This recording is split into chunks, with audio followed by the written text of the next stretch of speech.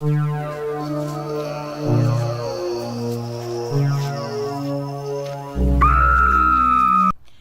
I'm Ray Mulstock, the chair of the University at Albany Writing and Critical Inquiry Film Festival and Lecture Series. We're preparing for the second event in our collaboration with the Madison Theater, The Zombies Are Coming 2: Return of the Festival. Our event is co-sponsored by the University at Albany Office of the Provost and Dean of Undergraduate Education, the University at Albany Department of English, the University at Albany Office of Student Engagement, the University at Albany Vice President for Research, the University at Albany Alumni Association, the Capitalize Albany Corporation, the City of Albany Capital Resource Corporation, Humanities New York, the National Endowment for the Humanities, and our media sponsors are the Alts. We have a lot of fun in store for you, October 27th through 29th at the Madison Theater in downtown Albany, including a public lecture by Dr. Michael J. Coven, who's coming all the way from the UK to be in Albany to talk zombies. We have a live podcast taping, Sunday, October 29th from 3:45 to 5 p.m. with the Brotherhood of Evil Geeks and special guests. We have the world premiere of a local filmmaker's debut feature, Dead Burger. I'm here with the director of Dead Burger, Steve Rock. Steve? Thank you so much, Ray. It's wonderful to be a part of the festival. We have a local film that was shot right around the capital region, mostly in Lebanon, Troy, and a few other areas. And we've been able to raise a small budget with Kickstarter and local businesses to be able to bring the best entertainment we can to you. We're happy to be a part of it, and hopefully everybody enjoys it Saturday night. Rise, my children, like yeast!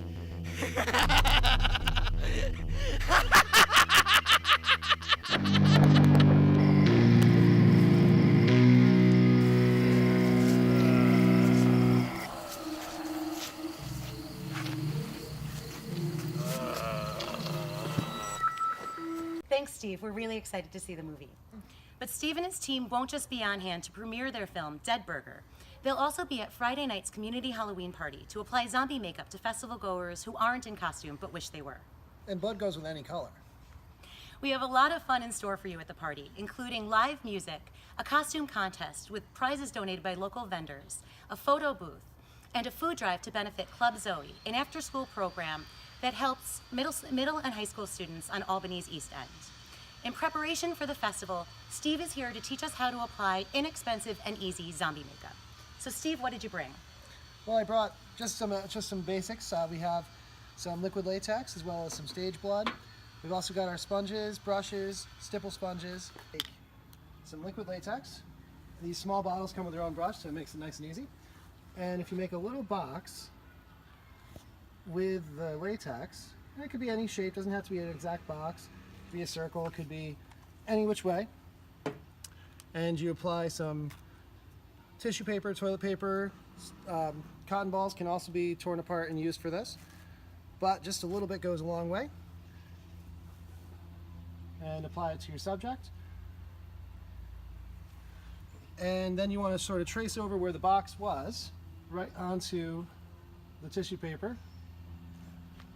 What this does is it soaks up the latex into the paper and makes it sort of a clay, so you can sculpt it right on the person's face without needing anything else. And once you've got a little bit on there, you rip off the excess. Of course, this is too fine. It's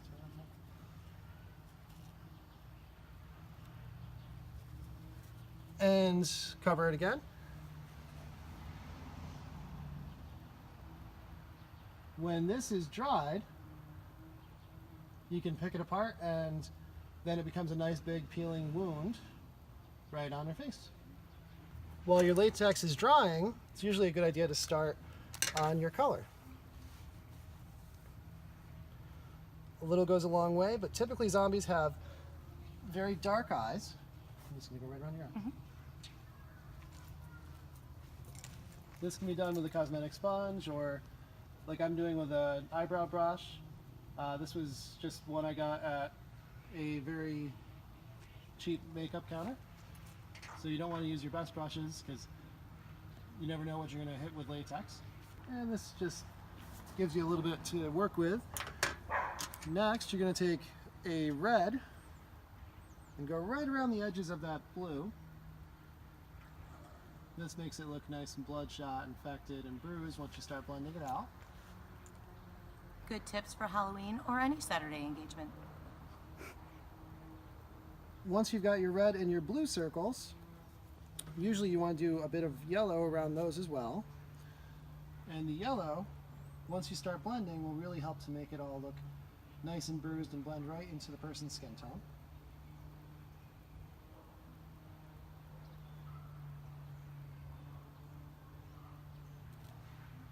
And with a clean sponge, you start to just dab at it and pull the colors to the sides.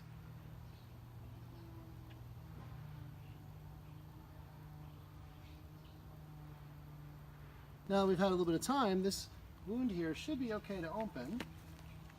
So, it's still a little wet, but that's okay, very quick. This is going to feel rather weird for your subject, but it's not actually pulling any real skin, so it shouldn't be too bad. And as you can see, you just make a nice open hole. Inside that hole, you're going to first take your dark color. In my case, it's the dark blue here. And you're going to go on the inside edges and just fill in the edge.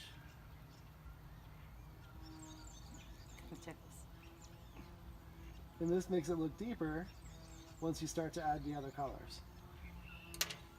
So for the other colors, I tend to use the reds and browns. Let's make it nice and gory.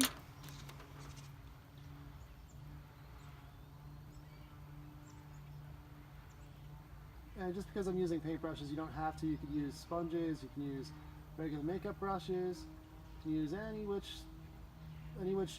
brush device will work for you. It also helps to just lightly drag over the edges, so that way any of the edges of the latex also pick up the color. It helps to give them more definition. Once you have those on, then you can take your stipple sponge and start to make it look bruised and reddened and irritated.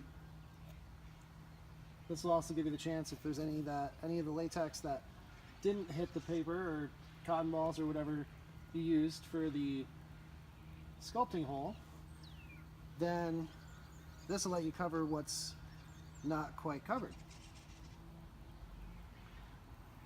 And I like to use the red primarily, because any irritated area is obviously going to be red. And then the browns and the blacks help make it look dirty, which helps add to your zombie aesthetic.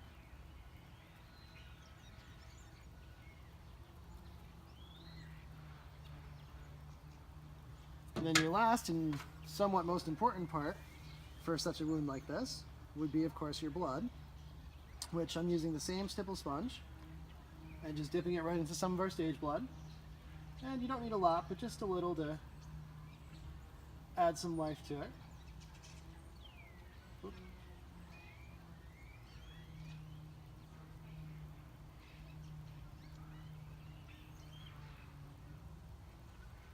And very quick and easy, we have the cut open cheek of a zombie. Mr. DeMille, I'm ready for my close-up.